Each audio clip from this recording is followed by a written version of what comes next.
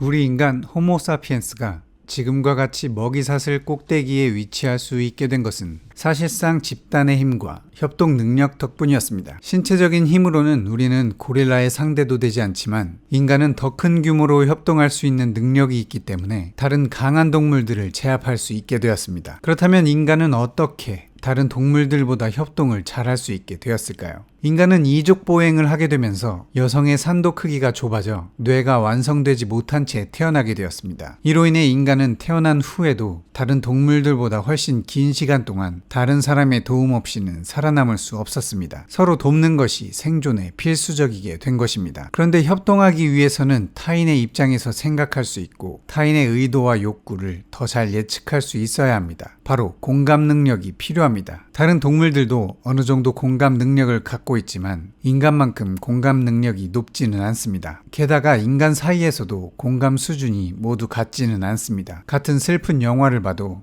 어떤 사람은 펑펑 울지만 어떤 사람은 눈물 한 방울 나지 않습니다. 뇌과학을 연구하는 심리학자 아나이스 루는 그녀의 책 사피엔스의 뇌에서 기억, 주의력, 창의력, 꿈, 스트레스, 집중력, 사랑 등 우리 삶에 밀착된 23가지 뇌과학에 대한 다양한 주제를 다룹니다. 그녀는 공감은 고도의 지능이다 라고 말하며 공감 능력에는 뇌의 여러 영역들이 관여하고 있다고 설명합니다. 먼저 공감에 관여하는 것으로 잘 알려진 거울 신경세포, 즉 거울 뉴런이 있습니다. 1991년 이탈리아의 의학자이자 생물학자 자코모 리초라티는 원숭이의 운동 기능을 연구하면서 원숭이가 특정 행동을 할 때 뉴런이 어떻게 활성화되는지 살펴보고 있었습니다. 그런데 이때 한 원숭이가 다른 원숭이의 행동을 관찰하기만 해도 그 원숭이와 똑같은 뉴런이 활성화된다는 것을 발견했습니다. 이를 거울 뉴런이라 불렀습니다. 거울 뉴런은 관찰 혹은 간접 경험만으로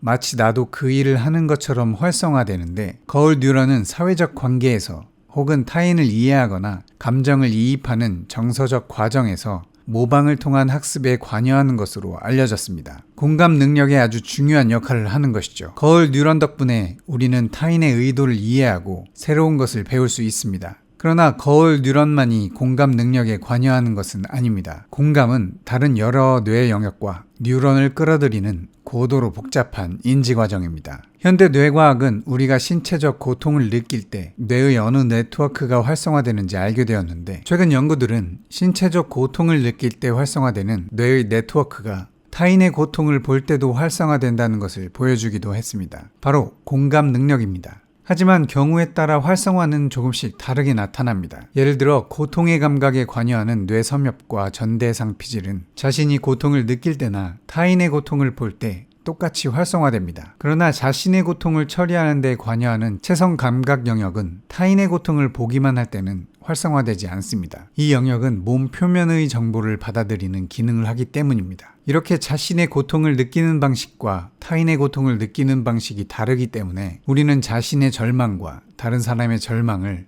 혼동하지 않고 살아갈 수 있습니다.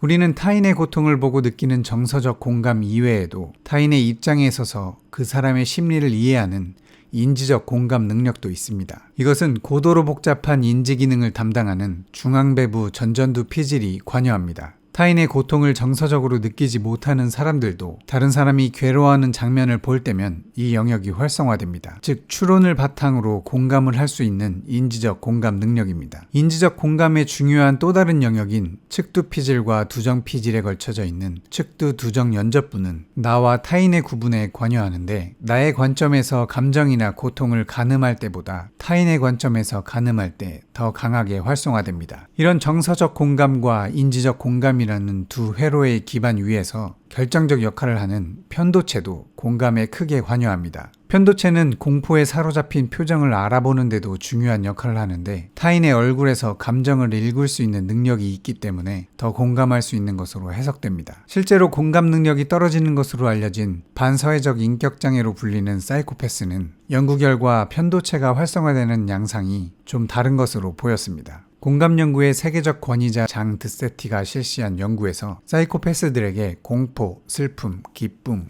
고통이 드러난 사람들의 표정을 동영상으로 보여줬는데 그들의 편도체가 활성화되지 않는 것을 확인했습니다. 남들의 표정을 보고 감정을 읽지 못하는 것이죠. 또 다른 연구에서 공감 반응을 하는 사람은 뇌 섬엽과 전대상 피질이 강하게 활성화된 반면 사이코패스들은 전혀 그렇지 않았는데 연구진들은 이것을 사이코패스가 정서적 공감이 안 되는 것으로 이해했습니다. 또한 타인의 관점으로 그의 심리 상태를 이해하는 능력은 중앙배부 전전두 피질에 달려 있는데 이 피질은 외부의 사건에 긍정적이거나 부정적인 가치를 부여하는 역할을 합니다. 사이코패스들은 일반적으로 이 영역이 잘 활성화되지 않는 것으로 나타났습니다. 자신의 행동이 좋은지 나쁜지도 잘 모르고 타인을 돕는 행동을 잘 취하지 못하는 것입니다. 그렇다면 사이코패스는 공감 능력을 전혀 키울 수도 없는 걸까요? 과학자들은 사이코패스도 공감하게 만들 수 있는지 알아보기 위해 실험을 고안했습니다. 그런데 사이코패스는 무조건 공감할 수 없다는 편견과는 달리 일부 연구에서 사이코패스의 뇌에서 관찰되는 이상 반응도 그의 주의력과 상황의 맥락에 따라 달라질 수 있다는 것을 밝혀냈습니다. 사이코패스 성향이 강한 죄수들에게 두 가지 관점에서 고통을 상상하게 하는 실험을 했습니다. 한 번은 저 사람의 고통이 자신의 고통이라고 상상해보라고 지시했고 다른 한 번은 저 사람이 어떤 고통을 느낄지 상상해보라고 지시했습니다. 그런데 놀랍게도 타인의 고통을 본인의 것으로 상상해보라고 했을 때는 사이코패스들도 일반인과 마찬가지로 고통과 관련된 뇌 영역이 활성화되었습니다. 하지만 단순히 타인의 고통을 상상해보라고 했을 때는 공감에 관여하는 뇌 섬엽,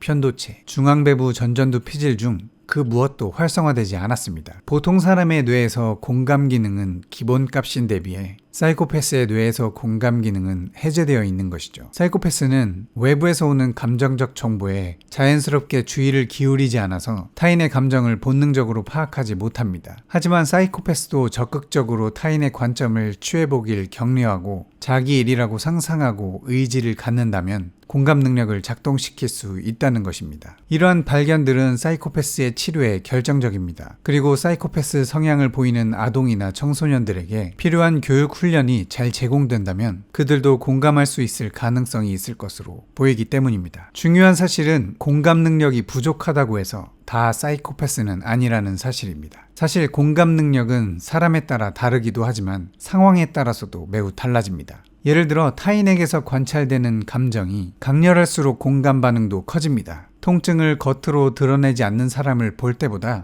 통증에 몸부림치는 사람을 볼 때 공감 반응이 더 커지는 것입니다. 그리고 통증에 괴로워하는 사람을 보더라도 그 통증이 병을 낫게 하는 치료에 불과하다는 사실을 알면 공감 반응이 덜하기도 합니다. 또 성격과 직업 같은 조건도 공감에 영향을 미칩니다. 예를 들어 일상적으로 남의 고통을 보는 의료진은 일반인과 같은 방식으로 다른 사람의 고통에 반응하지 않습니다. 어떤 경험을 하는지도 공감 능력에 영향을 주는 것이죠. 공감하는 주체와의 관계도 변수로 작용합니다. 일반적으로 나와 적대적 관계에 있는 사람보다는 가까운 사람이 괴로워하는 모습을 볼 때 더욱 감정이입을 하게 됩니다. 심지어 사기나 불의를 저지른 사람의 고통받는 모습은 공감은커녕 벌을 받아 만족스럽다는 듯 쾌락회로가 활성화된 연구 결과도 있습니다. 이처럼 사회생활과 대인관계에서 중요한 공감 능력은 어떤 상황이고 어떤 조건인지 그리고 어떤 사람과 어떤 관계에 있는지 등이 모두 복합적으로 관련되는 고도의 지능입니다. 공감 능력 덕분에 인간은 지금과 같은 세상을 만들 수 있었지만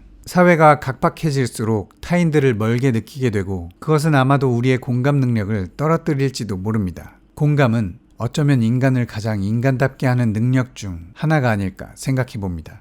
구독과 좋아요, 댓글은 더 좋은 콘텐츠를 만드는 힘이 됩니다. 감사합니다.